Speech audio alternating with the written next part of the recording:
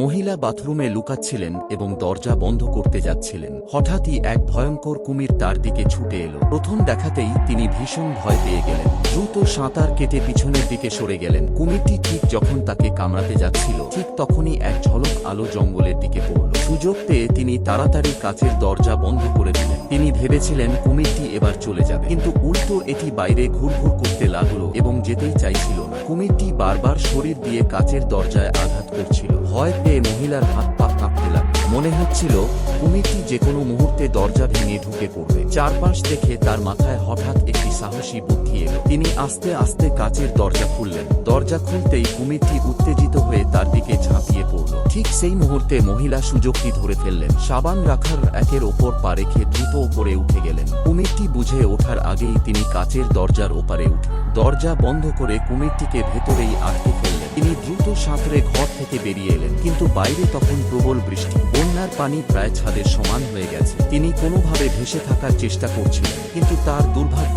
এখানেই শেষ হয়নি। আরেকটি ভয়ঙ্কর কুমির তার দিকে এগিয়ে এল। সৌভাগ্যবশত এই কুমিরটি হঠাৎ পথ হারিয়ে ফেলল। এটি কেবল স্টিল প্লেট কামড়ে ধরল। এতে মহিলা প্রাণে বেঁচে গেলেন। পানি প্রবাহ এত বেশি ছিল যে কুমিরটি স্রোতে ভেসে দূরে চলে গেলে মহিলা দ্রুত একটি পাথর ধরে টেনে এগোতে লাগলেন। অবশেষে তিনি ছাদে উঠে যেতে সক্ষম হলেন। ঠিক তখনই একটি হেলিকপ্টার তাদের দিকে উড়ে এলো আর মহিলা সফলভাবে উদ্ধার হলেন। ভিডিও পাওয়ার জন্য সাবস্ক্রাইব করুন।